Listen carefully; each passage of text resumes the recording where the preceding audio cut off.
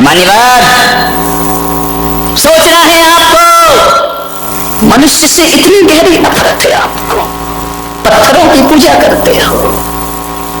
पत्थर को पूजते पूजते तुम्हारे हृदय तो पत्थर नहीं हो गए हैं, ध्यान रखिए। हम तो उस देश के लोग हैं जो पूजते पत्थरों को हैं, लेकिन दिल फूल सा रखा करते हैं। मान्यवर, ध्यान रखिए, सोचना है कौन आएगा, आपको विचार करना है। एक बहू ने मेरे प्रवचन सुने और प्रवचन सुनने के बाद मैंने अपने प्रवचन में कहा कि भूखे को भोजन कराना बहुत पुण्य का काम है। प्यासे को पानी पिलाओ, भूखे को भोजन कराओ। सुबह उठकर सबसे पहले यही काम होना चाहिए। वो बहू जो कभी रसोई घर में नहीं जाती थी, कभी भोजन नहीं बनाती थी, वह सुबह सुबह उठी 6 बजे, रसोई में जाके काम करने लगी, भोजन बनाने लगी।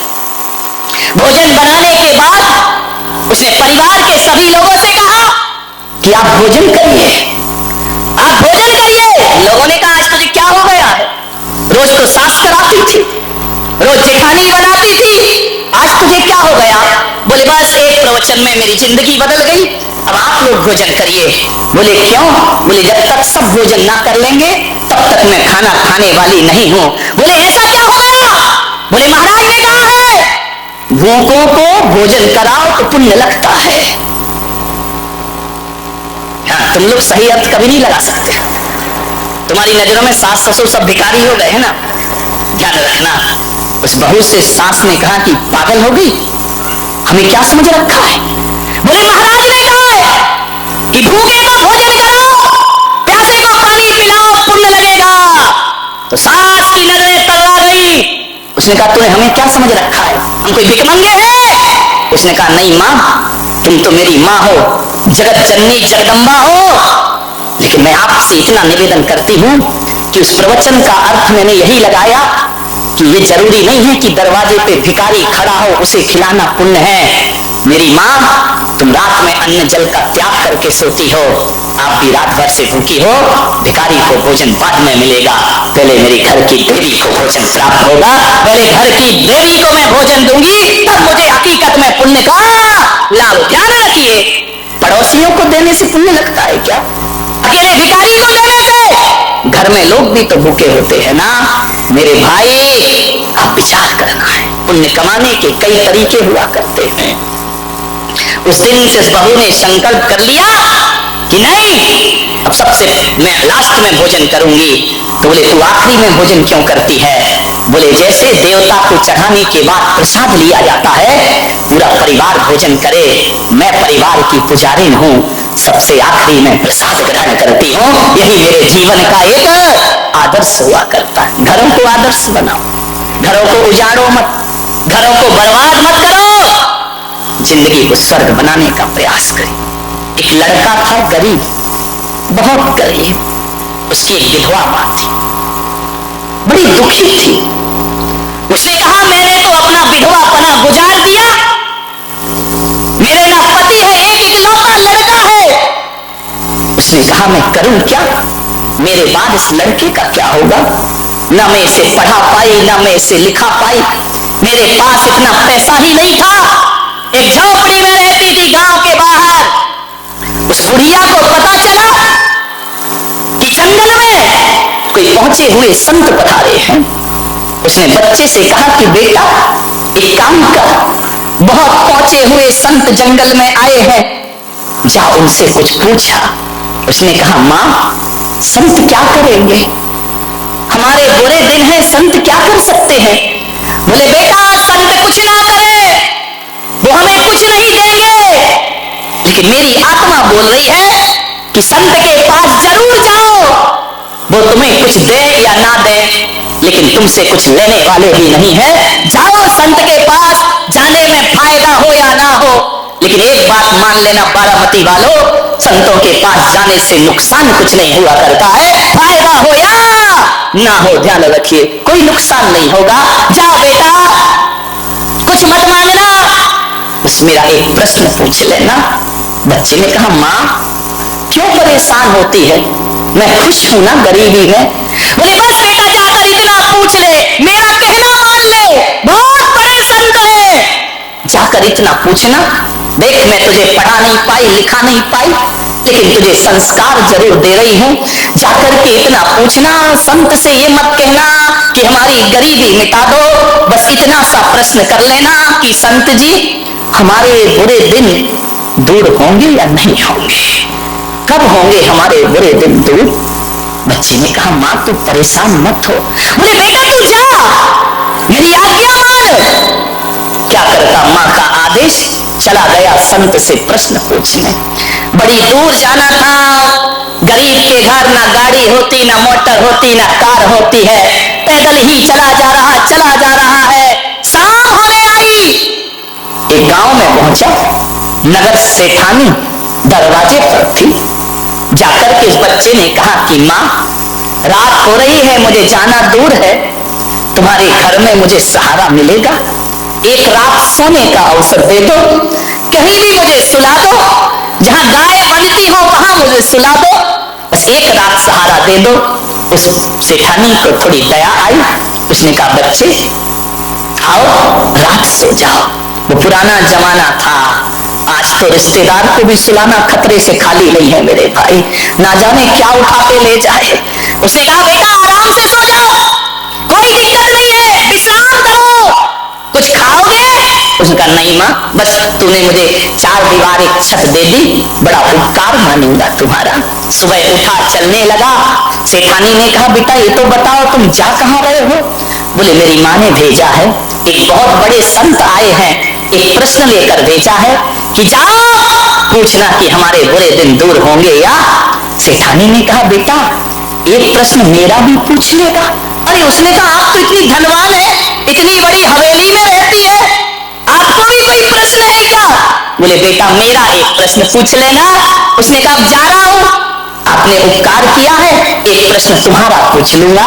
बोले जाओ संत से ये पूछना कि मेरे पास दौलत है, माया है, सब कुछ है, कोई कमी नहीं है, एक बेटी है मेरी, पूछना उसकी शादी कब होगी। वो बोलती नहीं है बेटा, गूंगी है, जाके पूछना ये कभी बोलेगी या नहीं बोलेगी।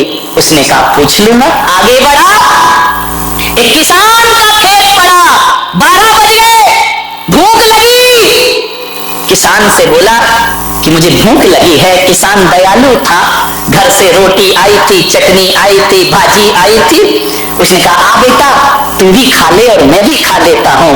पहले के वो लोग थे कि भूखा आए तो अपना खाना खिलाते थे, पहले के लोग ये सोचते थे कि कोई आवे तो हम खावे, और आज के सोचते कि जावे तो फिर हम खावे। विचार करिए, किसान ने खाना खिलाया, किसान ने कहा कि बेटा तू जा कहां रहा है? बोले एक संत है, प्रश्न पूछने जा। किसान ने कहा भाई एक काम कर, एक प्रश्न? अरे उसने कहा जहां जाओ वहां एक प्रश्न है। बोले ये पूछना संत से, समय हो रहा जल्दी समाप्त करता हूं, ये पूछना संत से कि मेरे खेत में फसल आएगी? मैं इतनी मेहनत करता हूं, इतने वृक्ष लगा रखे हैं, फल ही नहीं आते उनमें, जाके पूछ लेना बेटा। उसने कहा पूछ लूंगा, आगे चला। बड़ी जोर से प्यास लगी, गर्मी के दिन, कंठ सूख गया। देखा एक संत तपस्या कर रहा है, बाजू में कमंडल रखा है। गया संत के पास, संत जी बड़ी प्यास लगी है। संत ने, तपस्वी ने कहा पानी पीना है? बोले हाँ। कमंडल दिया, बोले ले पी ले पानी। एक बात तो बता, कहानी मालूम है? तू जा कहां रहा है? बोले एक महासंत आए हैं, एक प्रश्न। बोले एक काम कर, मेरा भी। अरे उसने कहा यार किसान का भी प्रश्न, सेठानी का, ये बाबा फकीर का भी प्रश्न। हाँ बोले ये बोलना कि मैं 12 वर्षों से तपस्या कर रहा हूं, मुझे बोधि की प्राप्ति नहीं हो रही, ज्ञान नहीं मिल रहा है, जा पूछ लेना मुझे ज्ञान मिलेगा या। चला गया संत के पास। कहानी बहुत लंबी है, मैं बिल्कुल शॉर्टकट में बता रहा हूं, क्योंकि अब तुम इतने समझदार हो कि सूत्र में ही समझ जाते हो। अब पानी कहने की जरूरत नहीं है, H2O कह दो तो तुम समझ जाते हो। विचार करिए। पहुंचा संत के पास, संत ध्यान में थे, चुपचाप हाथ जोड़कर बैठ गए।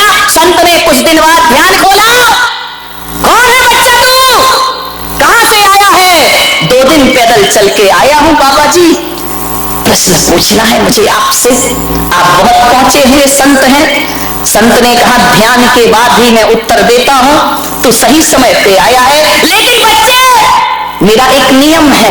बोले क्या? बोले एक दिन में मैं केवल 3 प्रश्नों के उत्तर देता हूं, 3 से ज्यादा नहीं देता हूं, उससे ज्यादा मैं कुछ नहीं जानता। बच्चे ने कहा लो मरे, प्रश्न है 4 और बाबा उत्तर देंगे कितने का? 3 का। एक सेठानी का प्रश्न, एक किसान का प्रश्न, एक बाबा का प्रश्न और एक मेरी माँ का प्रश्न। संत ने कहा 3, ओनली 3, 4 नहीं। बच्चे ने सोचा क्या करूं, किसका पूछूं, किसका छोड़ूं? अब सेठानी का छोड़ देता हूं। नहीं भाई, उसने रात विश्राम दिया मुझे। उसने कौन सा गलत पूछा? बच्ची का भविष्य तो पूछा है। ऐसा करो किसान का छोड़ देते हैं। फिर मन में आया किसान खेत जोतता फसल उगाता तब सबको भोजन, यदि किसान ना रहेगा तो पूरा देश भूखा मर जाएगा, इसलिए किसान का प्रश्न में नहीं। बाबा का छोड़ो। अरे यार, बाबा ने कौन सा अधार्मिक प्रश्न किया है? बाबा ने धार्मिक प्रश्न ही तो किए कि ज्ञान मिलेगा कि नहीं मिलेगा। जिसने पानी पिलाया उसका प्रश्न। ऐसा करो माँ का प्रश्न। अरे उसी माँ ने तो मुझे भेजा है, वो नहीं होती तो ये 3 कहां से मिलते? मेरी माँ ने क्या बिगाड़ा है? सोच में पड़ गया। बाबा ने कहा जा बच्चे 3 प्रश्न पूछ। बच्चे ने 3 प्रश्न पूछे, लौट कर आया। किसान मिला, बाबा मिला। क्यों रे? मेरा प्रश्न पूछा? हाँ बाबा जी पूछा। क्या बोले संत? बोले तुझे ज्ञान जरूर होगा, इसी वक्त बोधि की प्राप्ति होगी। तो अभी तक क्यों नहीं हो रही? बोले तू अपनी जटाओं में जो मणि छिपा के बैठा है उसे निकाल, क्योंकि तेरा ध्यान मणि में है, तेरा ध्यान भगवान में नहीं लग रहा है। वो मणि तेरी बाधा बन रही है, उसे निकाल के फेंक, तुझे ज्ञान प्राप्त हो जाएगा। उसने अपनी जटाएं खोली। बोले हाँ बेटा, मैंने मणि तो छिपा रखी, बड़ी कीमती है। तो बोले जब तक ये है तब तक तुझे ज्ञान मिलने वाला। सोच ले, मणि रखना है या भगवान का ध्यान रखना है। उसने कहा बेटा तूने मेरी जटाएं नहीं खोली, मेरी आंखें भी खोल दी। ले बेटा, ये मणि मैं तुझे प्रदान करता। उसने कहा नहीं बाबा, ये मैं क्या करूंगा, मैं गरीब आदमी। बोले बेटा रख लो, रख लो, मैं किसी को क्यों दूं? तूने मुझे ज्ञान दिया, मैं तुझे दान प्रदान करता हूं, ले जा, आज मैं तुझे प्रदान करता हूं। मणि हाथ में ली, कान में ही मत लगा, इधर ध्यान दिया। मणि हाथ में ली, चला। अब कौन मिला? इतना ही भूल गए, वो तो प्रश्न भूला, तुम कहानी भूल गए। किसान मिला। किसान ने कहा बोल बेटा, क्या पूछा? मेरा पूछा या नहीं? बोले पूछा। क्या बोले? बोले किसान तेरे खेत के वृक्षों में फल जरूर आएंगे, फसल जरूर लगेगी। तो अभी तक क्यों नहीं लगे? बोले तेरे पेड़ के नीचे कुछ गड़ा हुआ है, उससे जड़ें जमीन तक नहीं पहुंच रही हैं, उससे टकरा रही हैं, इसलिए पेड़ फलता फूलता नहीं। बोले खैर बेटा, उसने खुदाई की, सोने के घड़े मिले जिसमें अशरफियां रखी हुई थी। किसान की आंखें चौंधे आ गई, बरसों से भूखा मर रहा हूं, गरीबी का शिकार बन रहा हूं, ये सोने के घड़े।